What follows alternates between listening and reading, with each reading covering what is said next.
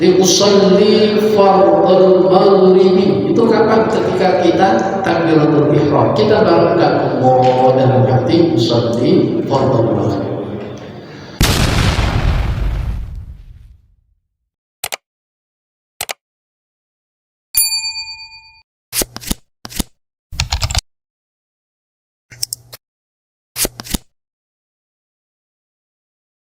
Warahmatullahi wabarakatuh.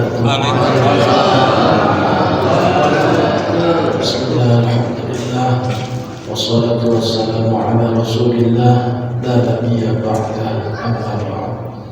Allahumma salli ala sayyidina Muhammad al-Fatih lima ughliq wal khatim lima sabaq, nasirul haqqi bil haqqi wal hadi ila siratikal mustaqim wa ala alihi wa sahbihi haqqa qadrihi wa miqdarihi al-'azim. Alhamdulillah, yang saya muliakan para alim ulama, para kiai, para ustaz, para dai, imam masjid, imam mushola, guru ngaji, khusus para kiai, para imam masjid Al-Falah, Al-Falah bukan Al-Falah, Nurul Falah. Kalau lamnya di tasjid itu maknanya petani. Al-Falah, Falah itu maknanya petani. Tapi kalau falah itu keberuntungan, kemenangan. Dan yang saya hormati para aparat, Bapak RT, Bapak RW, dan yang saya hormati para hadirin hadirat jamaah majelis ilmu yang semoga kita semua kumpul di sini dirahmati oleh Allah Ta'ala. Amin. Pun saya tidak memperbanyak muqaddimah, kita mulai ngaji, kita bersolat. Solat itu penting. Kenapa penting? Karena sholat itu adalah salah satu pengabdian kita, salah satu ta'abbud atau ibadah kita kepada Allah Ta'ala. Karena pada syahadataini, setelah kita mengucap dua kalimat syahadat, kita diwajibkan untuk melaksanakan sholat.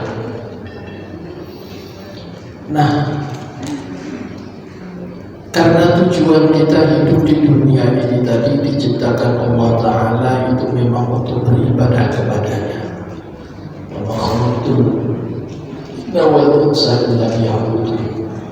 Saya tidak menciptakan jin manusia kecuali untuk beribadah kepadaku, kata Allah. Nah, karena tujuan Allah menciptakan manusia, makhluk di muka bumi ini tadi adalah untuk beribadah kepadanya, maka selayaknya pula kita ini tadi memiliki niat untuk beribadah kepada Allah Ta'ala. Meskipun belum bisa istiqomah untuk melaksanakan sholat semestinya, kadang sholat, kadang tidak. Baratnya sholat itu masih puasa Senin Kemis, kadang sholatnya mingguan, kadang sholatnya bulanan, ada yang sholatnya cuma tahunan, hari raya. Tapi meskipun begitu, pasangkanlah niat untuk beribadah kepada Allah Ta'ala. Hidup memiliki niat untuk menyembah kepada Allah Ta'ala. Mudah-mudahan dengan niat ini kelak Allah akan membuka jalan kepada orang tersebut untuk bisa istiqomah beribadah kepada Allah Ta'ala. Begitu juga ketika kita sebagai orang tua yang telah menjalin hubungan pernikahan, ketika berkumpul dengan istri, maka niatkanlah untuk membuat anak atau menjadikan anak yang ahli ibadah kepada Allah Ta'ala. Ini penting. Ada di luar. Kalau di dalam kitab ini Kalau di dalam kitab ini itu dikatakan membaca bismillah ketika mengumpuli istri saja itu fadilahnya apa? Fadilahnya orang tersebut kok kalau menjadi anak, maka kelak anaknya itu setiap napasnya akan dihitung kebaikan bagi orang tuanya. Jadi kira-kira anak itu kalau sehari semalam 24 jam itu udah kuat kalau hitung berapa kali dia bernapas. Ya mampu. Mongko anak yang lahir ini tadi yang ketika orang tuanya berkumpul, jima ini tadi diawali dengan bismillah. Nah, ini napasnya itu kebaikan. Setiap napasnya dihitung kebaikan. Nah, ini kira-kira bapak-bapak, ibu-ibu dulu kalau bikin bismillah dulu ya. Bismillah. Alhamdulillah. Kalau bismillah, alhamdulillah. Alhamdulillah. Ojo beras-beras, ya, ojo beras-beras. Ya minimal bismillah. Bismillahirrahmanirrahim. Allahumma jannibna ila akhirih. Itu pentingnya sholat. Sholat itu apa sih? Sholat secara sholat aqwalun wa af'al. Aqwalun ucapan-ucapan, wa af'alun perbuatan. Ucapan itu apa? Mengandung apa saja? Takbiratul ihram. Takbiratul ihram, Allahu akbar. Niatnya kapan? Niatnya ketika kita takbiratul ihram, bukan sebelum atau setelahnya. Jadi usolli fardhul maghribi itu kapan? Ketika kita takbiratul ihram, kita barengkan Allah dalam hati usolli fardhul maghribi. Kemudian qiraatul Fatihah, membaca Fatihah, tasyahud akhir, membaca sholawat kepada baginda Nabi, at-taslimatul ula, salam yang pertama. Itu aqwal. Af'alnya apa? Af'alnya itu adalah niat, fi'lun qalbinya. Kemudian al-qiyam berdiri, kemudian ruku, i'tidal, kemudian sujud 2 kali, duduk di antara 2 sujud. Ila akhirih. Nah, itu pengertian sekilas tentang sholat menurut syariat. Sholat itu ada uzurnya enggak? Ada. Sholat itu ada uzurnya. Dan a'dzar sholat isnan, uzurnya sholat itu ada 2. Yang pertama adalah an-naum, tidur. Nah, ini penting. Uzur sholat yang pertama itu adalah tidur. Maksudnya apa? Uzur atau tidur yang mana orang tersebut tidak terkena dosa apabila mengakhirkan sholat dari waktunya atau mengeluarkan sholat dari waktunya. Baik. Uzur sholat ada 2. Yang pertama tidur. Maksudnya apa? Orang tersebut tidak berdosa kalau mengakhirkan sholat dari waktunya atau mengeluarkan sholat dari waktunya. Artinya tidak berdosa atas meninggalkan sholat tersebut atau mengakhirkan waktu sholat tersebut. Tapi tentunya tidur itu tidur yang gimana? Tidurnya bi'annama qabla dukhulil waqti mutlaqan. Seperti halnya orang tersebut tidurnya sebelum masuk waktu sholat. Umpama tidur jam 11, kan sebelum masuk waktu sholat.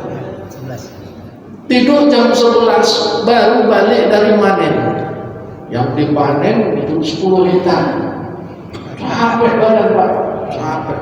Balik-balik litak nih yang badan, akhirnya tidur, bangun rupanya lah jam 3.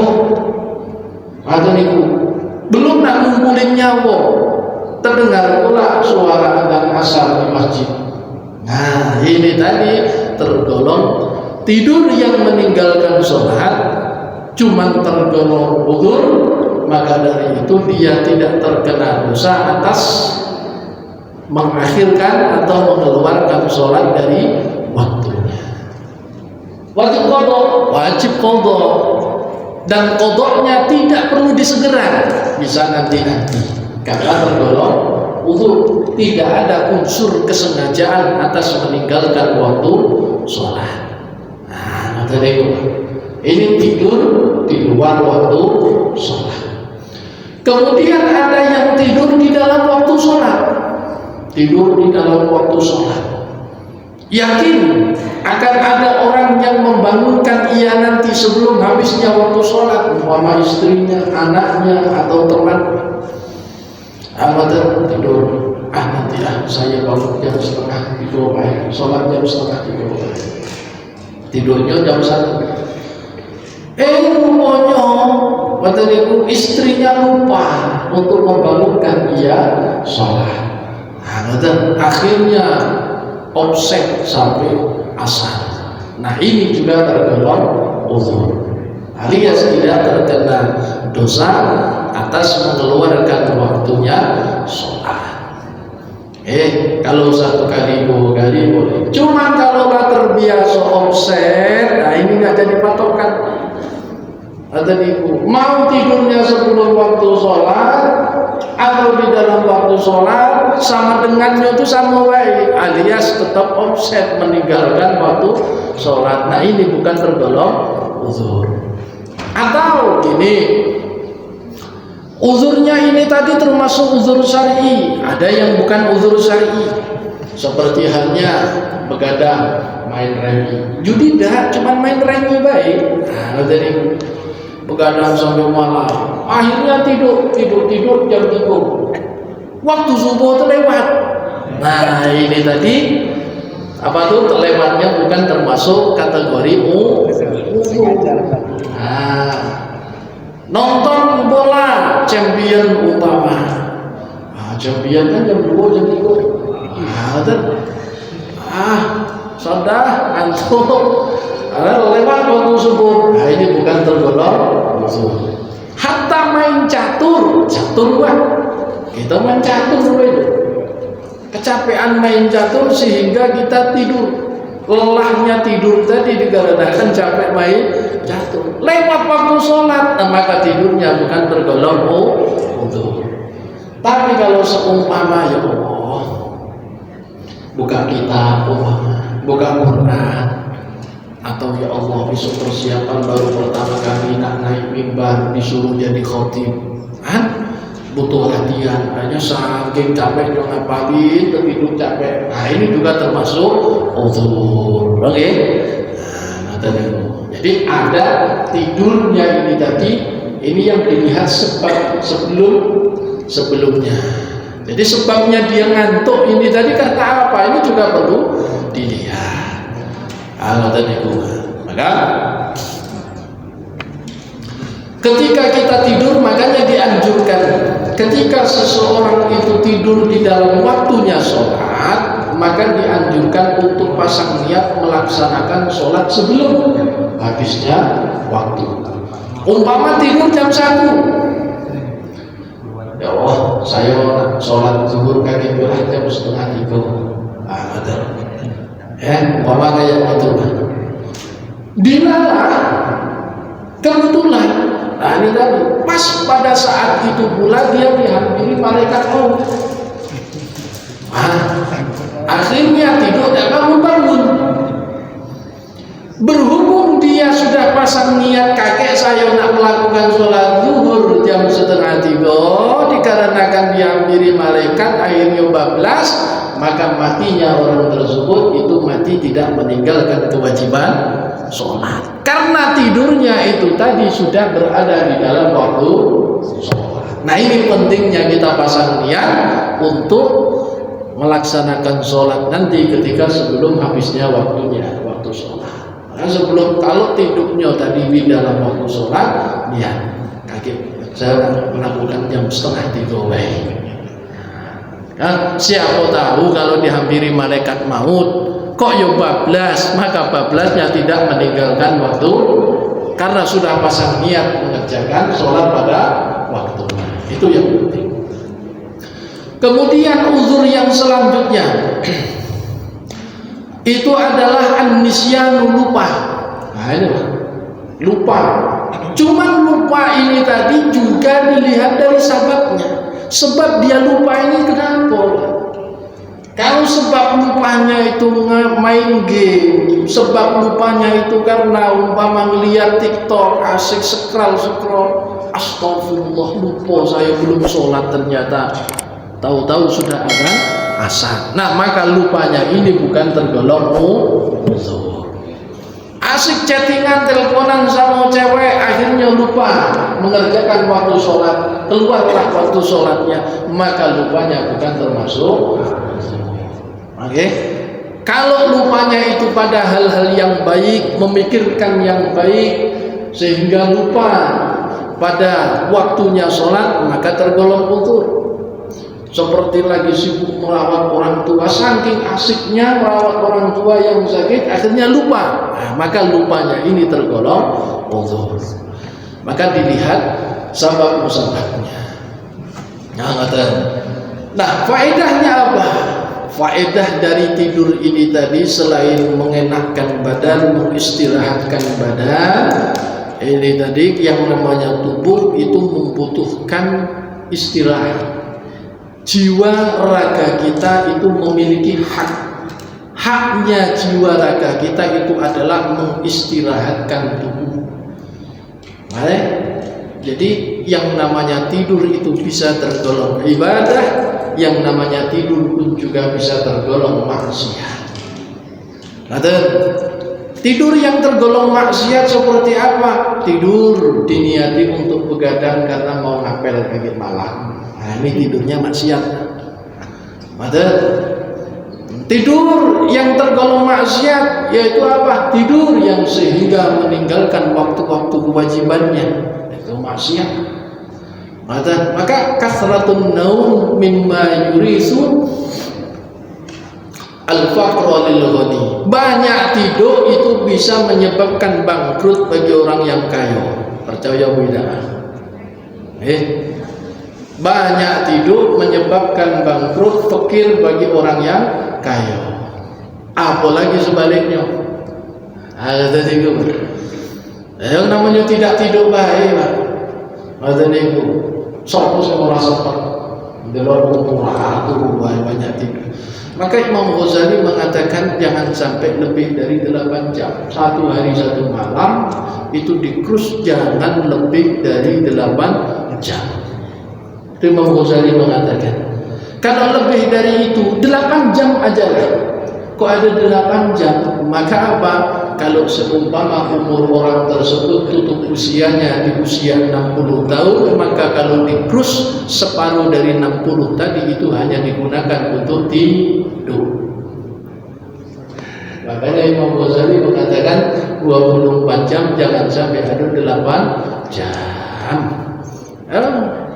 Maksimal 8 jam, jangan lebih.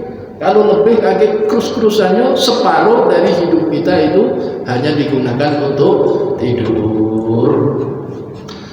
Tentu kalau banyak tidur menyebabkan fakir bagi orang yang kaya. Menyebabkan kefakiran. Maka tidur sewajarnya saja. Wa ziyadatuhu liman huwa fakir. Dan menambah kefakiran bagi orang yang fakir. Wong banyak tidur bisa menyebabkan fakir bagi orang yang kaya, apalagi kalau banyak tidur bagi orang yang fakir, dia tambah fakir. Tambah fakir. Maka wa fil hadis la yaridul qada illa du'a wa la yazidu fil umur illa al-bir. Tidaklah bisa menambah atau menolak, tidaklah bisa menolak qadanya Allah Ta'ala illa du'a, kecuali berdoa. Maka doa itu penting. Kita doa selamat, minta keselamatan kepada Allah Ta'ala. Yang tadinya diqadha sama Allah Ta'ala, umpama celaka di jalan, barokahnya doa, orang tersebut diberikan keselamatan. Nah, ini doa. Maka pentingnya doa. Saya ingat sekali, dulu ketika saya masih di Mekah, itu Kiai saya itu bilang bilang sama abdi dalamnya untuk menyampaikan kepada saya. Kiai saya bilang, sampaikan kepada Rifai, berdoalah yang mantap, mudah-mudahan istrinya bisa haji pada tahun ini. Padahal uang nggak megang uang saya, nggak megang uang, nggak megang uang. Kepikiran, ya jelas kepikiran ingin menghajikan istri, tapi modal nggak ada. Cuman pesan kiai saya, berdoalah yang mantap, mudah-mudahan nanti istrinya bisa berangkat haji. Alhamdulillah, alhamdulillah, meskipun nggak punya sangu seadanya, istri saya bisa berangkat haji. Modal uang 20 juta, itu pun untuk ngurus visa, beli tiket, berangkat ke sana. Sampai ke sana, ya bisa makan masih hidup gitu. Nah, ngoten niku, Pak. Itu berkahnya doa. Dan doa yang paling cepat terkabul itu doa yang ketika kita panjatkan kepada Allah Ta'ala itu mantap 100% bakalan dikabulkan oleh Allah Ta'ala. Itu doa yang mantap. Itu doa yang mantap. Maka jenengan tatkala lihat kenapa kok doanya orang yang terzolimi itu secepat kilat langsung dikabulkan sama Allah Ta'ala? Karena orang yang terzolimi itu dalam keadaan terdesak, tidak ada pilihan, tidak ada tujuan kecuali hanya Allah Ta'ala. Makanya cepat. Kalau kita doanya masih banyak ditunda karena sahabat inilah, pengen inilah, alias tujuan kita masih bercabang, bukan hanya kepada Allah. Nah, tapi tentunya dengan tertundanya pengkabulan doa kita, jangan lantas menjadikan diri kita itu putus asa. Jangan sampai kita suudzon kepada Allah Ta'ala. Wala yazidu fil umur illa bir. Jadi tidak dapat menambah umur seseorang kecuali dengan berbuat baik, dengan berupa kebaikan. Jadi berbuat baik itu bisa menambah umur seseorang. Berbuat baik itu bisa menambah umur seseorang. Termasuk lagi menambah silaturahim itu juga menambah keberkahan dan umur seseorang. Silaturahim itu pahalanya besar. Silaturahim itu pahalanya besar. Menjaring tali silaturahim. Wa innar rajul la yuhram ar-rizqa bi dzambin adnabah, dan seseorang akan dihalangi dari rezekinya dikarenakan dosa yang telah ia kerjakan. Maka dari itu dosa-dosa, terkadang seretnya rezeki seseorang itu dikarenakan dosa-dosa yang ia lakukan. Maka istighfar itu termasuk salah satu bisa menyebabkan leburnya dosa kita, kemudian juga bisa menyebabkan lancarnya rezeki kita. Khususan al-kadzib, apalagi berbohong. Berbohong termasuk berita hoax itu termasuk dari kategori al-kadzib. Maka hati-hatilah bagi kita untuk orang-orang yang bermain medsos. Gunakanlah medsos sebijak-bijaknya. Karena ucapan itu tadi dengan gerakan tangan, tulisan itu sama saja. Meskipun lidah kita nggak bergerak, tapi tangan kita bergerak, itu tidak sesuai dengan kenyataan, itu termasuk berbohong. Maka dari itu, kalau kita mau bikin status, bikinlah status yang sekiranya dapat memberikan kemanfaatan kepada orang lain. Share status pengajian seseorang, share status kalimat-kalimat ulama, kalimat nasihat, kalimat motivasi, itu bagus banget. Kemudian yang selanjutnya, wa kasratun naum tujibu al-faqra. Ada hadis, dan orang yang banyak tidur itu menyebabkan kefakiran.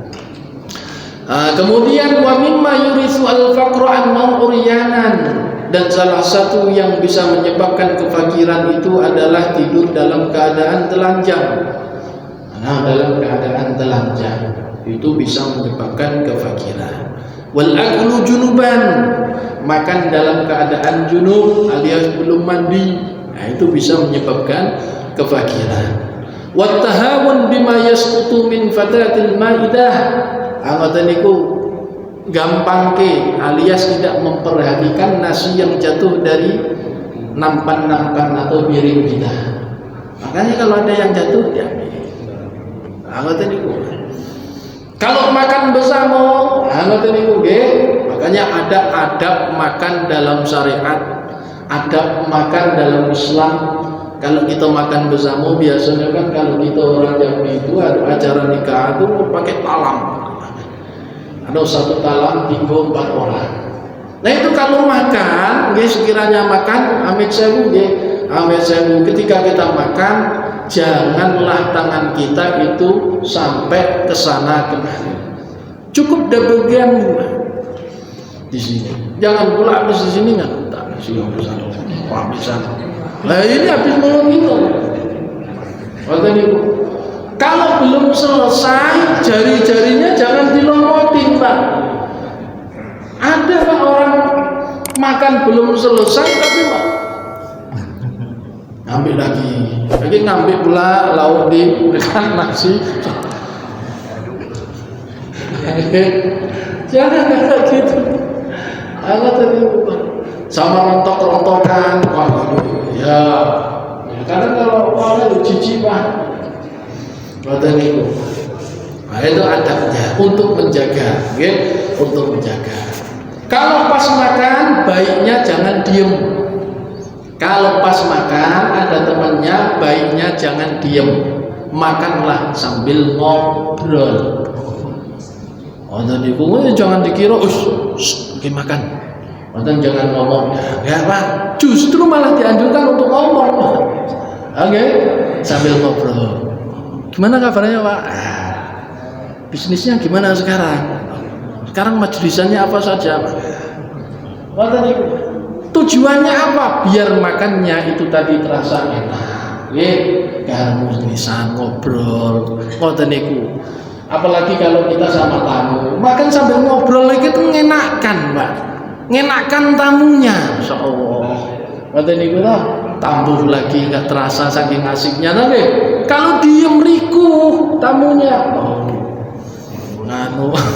Tapi tuan rumahnya diam banget enggak ngobrol. Tidak disuruh nambu juga. Ada panci suruh makan nasinya cuma segitu pula.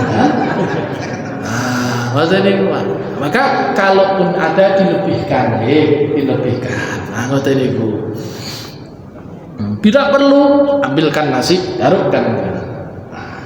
Maka kiai saya, kalau kiai saya di sana itu pokoknya kalau sowan ke rumah sana kalau nggak makan kena marah. Kena marah.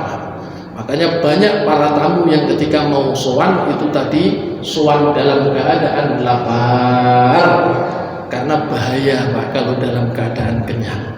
Ditambuhin Pak, secara diam-diam tahu-tahu nasi satu centong. Wah ya Allah, itu kalau posisi kenyang repot kita. Oke. Kemudian yang selanjutnya adalah tahawun bis salat. Ngeremeh ke waktu sholat itu termasuk mempersulit rezeki kita. Yes, mudah-mudahan sholat kita semakin hari semakin baik lagi. Semakin istiqomah. Dan yang belum mau mengerjakan sholat, mudah-mudahan mataniku diberi hidayah sehingga bisa melaksanakan sholat dengan istiqomah. Amin. Allahumma amin. Dan yang selanjutnya itu adalah termasuk kebiasaan kita. Katsirun minan nasi, banyak sekali dari orang-orang yadhunnu annahu idza marida wa khassat. Orang-orang mengira dalam keadaan sakit, apalagi sakitnya itu tadi sudah sakit yang parah, hatta idza nuwima fil mustasfa. Nuwima itu tadi ditidurkan itu maksudnya disuntik bius.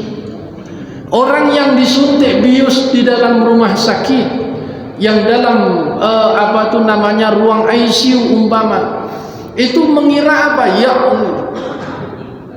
dia dalam keadaan uzur untuk meninggalkan sholat. Banyak sekali orang mengira yang dalam keadaan sakit, dalam keadaan dia dibius atau apapun itu, dia mengira apa? Uzur untuk meninggalkan sholat. Padahal hadza dzannun khati'un wa fahmun fasidun. Ini adalah prasangka yang tidak benar dan pemahaman yang salah.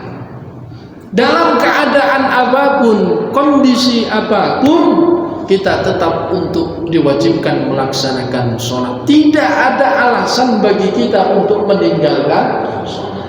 Hanya saja ada keringanan, ada rukhsah bagi kita untuk melaksanakannya. Contoh seperti umpama seseorang dalam keadaan sakit, yang diinfus, tidak mungkin kalau untuk dibolak-balik, dilepas, dicopot, nggak memungkinkan. Maka apa?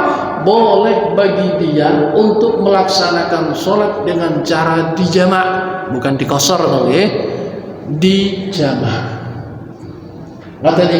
Bagi orang yang sakit, yang tidak diinfus umpama, boleh nggak? Boleh saja. Dalam keadaan meriang, masya Allah, lagi pusing-pusingnya, ya Allah ini. Akhirnya apa? Di waktunya sholat zuhur, pusing banget, badannya itu menggigil berat. Akhirnya apa? Saya lihat sholat jamaah takhir saja. Boleh. Yang penting apa? Yang terpenting itu kita tidak meninggalkan sholat. Tidak ada niatan untuk meninggalkan sholat. Bedanya tadi untuk jamaah takhir apa? Karena kita sudah meniatkan. Yang namanya jamaah itu termasuk dari bagian rukhsah, kemurahan syariat Islam. Kemudian sholat zuhur yang belum kita kerjakan ini tadi, itu akan kita kerjakan di waktu sholat asar, karena itu bentuk dari rukhsah.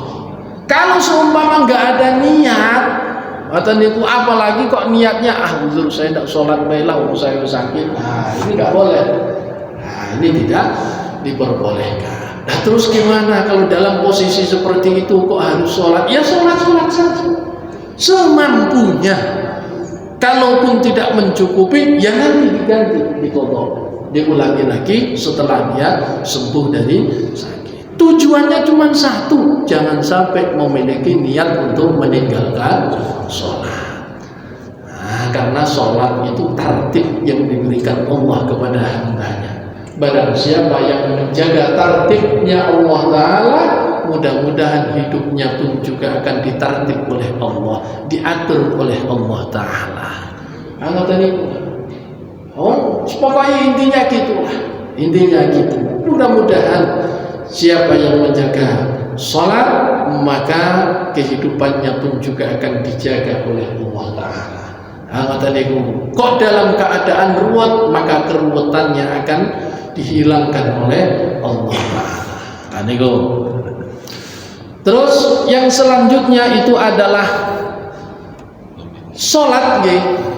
Sholat niku wau termasuk syarat-syaratnya ada 8, salah satunya suci dari 2 hadas. Hadas kecil, hadas besar. Hadas kecil caranya gimana? Dengan berwudu.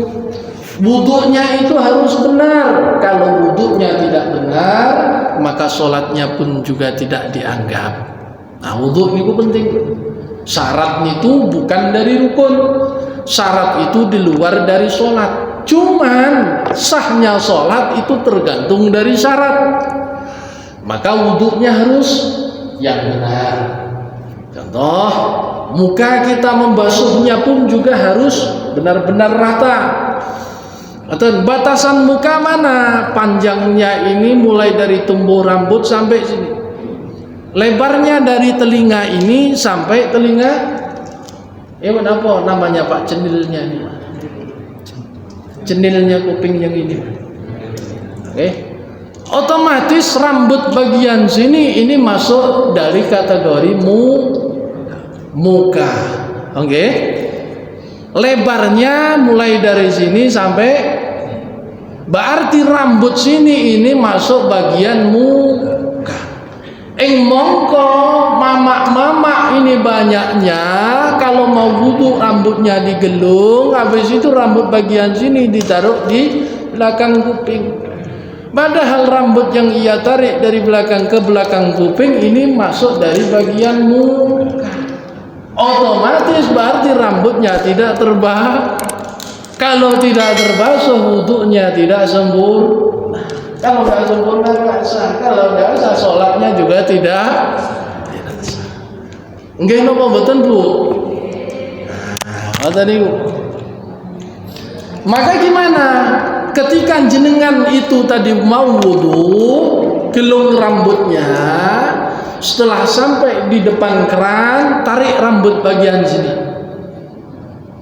Diurai. Setelah itu baru basuh muka. Basuh muka itu juga harus diperhatikan lipatan-lipatannya, termasuk kemudian muk dan lihat. Lihat itu kalau muk, makanya ketika membasuh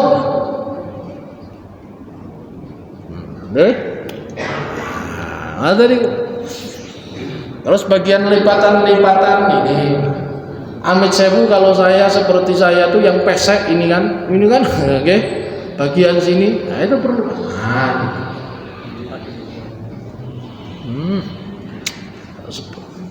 wah kalau sudah sempurna baru kita melaksanakan sholatnya. Itu cara bersuci dari hadas kecil. Dari hadas kecil. Dari junub, sama kita mandi dulu. Mandi ambil sewu. Mandi jenengan itu biasanya kalau mau sabunan, saya mau tanya jenengan langsung. Kalau jenengan mandi junub, itu kalau mau sabunan itu jenengan nyiram airnya itu kira-kira berapa ciduk? 3 ciduk. 3 ciduk jenengan. Berapa tuh? Seluruh badan dulu Pak. Oke. Seluruh badan dulu. Kira-kira mantap rata dulu. Ya sudah rata baru satu. Nah, itu yang benar. Jadi mandi dulu, ratakan dulu badan kita sampai rambut-rambutnya. Maka ketika kita itu tadi mandi, ketika mengguyurkan air dari atas nih, biar airnya itu sampai ke kulit-kulit kepala ini. Bagian sini lipatan. Tadi lipatan-lipatannya perhatikan. Kalau laki-laki tidak banyak pula lipatan, perempuan yang banyak. Itu perhatikan. Apalagi rambutnya panjang. Karena apa? Kalau seumpama badan kita ini belum rata sama air, kok kita langsung sabunan, maka otomatis kita itu tadi akan mengguyurkan air yang mustakmal. Air yang mustakmal itu tidak bisa mensucikan. Maka perhatikan, guyur badan ini tadi sama air, ratakan. Kalau sudah mantap barulah pakai sabun. Gitu. Kalau kurang mantap, kira-kira pula kalau agak besar langsung masuk ke situ baik. Itu mantap, rato langsung.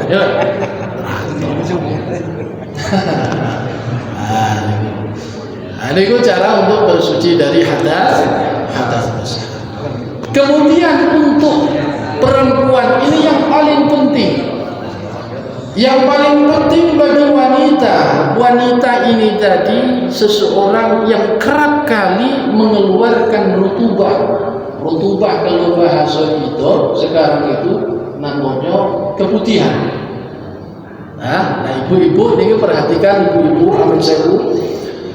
Ada perempuan ini tadi yang mengalami keputihan. Ini pasti dia bagus. Keputihan ini tadi ada kategori najis, ada yang kategori suci. Namun kita tidak mengetahui secara persis yang seperti apakah warna keputihan yang tergolong suci atau yang tergolong najis. Maka dari itu kita tidak mengetahui, waduh ini suci atau ini najis. Kalau seumpama saya sholat membiarkan keputihan ini tadi ya 50-50. Ini najis, wah ini suci, juga nggak tahu. Maka cara yang benar, ketika perempuan ini tadi hendak melaksanakan sholat, bagi yang masih produktif alias yang belum monopos, karena yang monopos beda. Monopos masih keputihan apa enggak? Apa?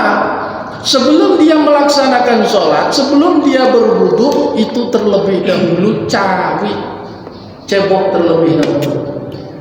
Nah, bersihkan. Apalagi kalau yang namanya pipis, amit sewu, ini penting sekali. Karena simple, remeh, cuman penting karena ini tergantung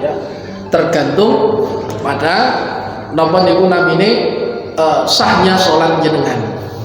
Perempuan kalau pipis itu beda sama laki-laki.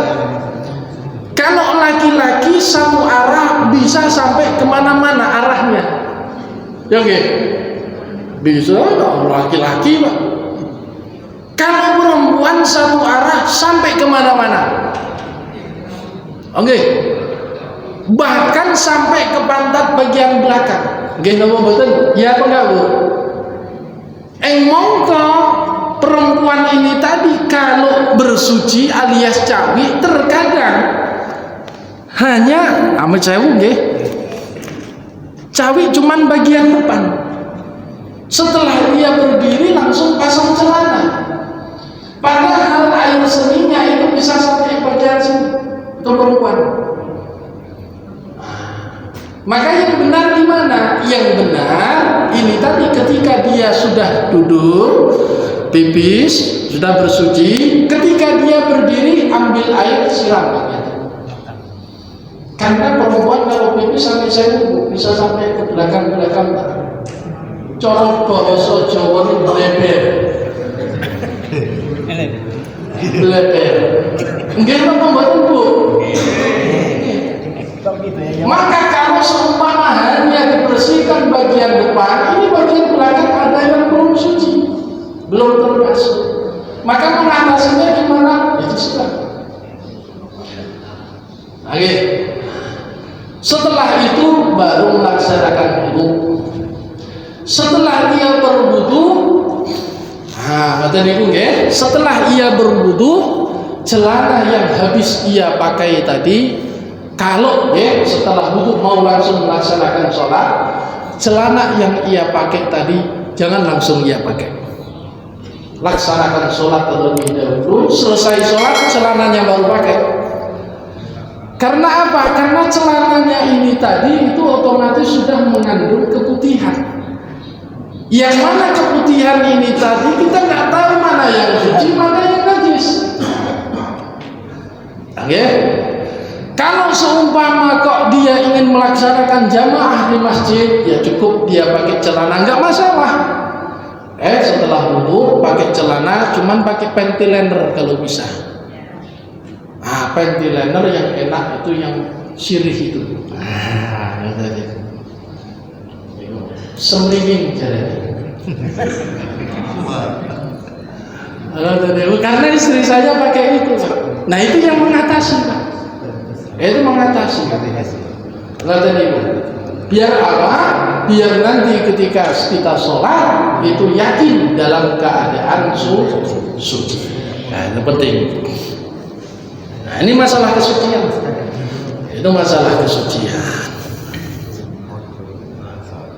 Jam 9:30. Bon, sampai sekian dahulu.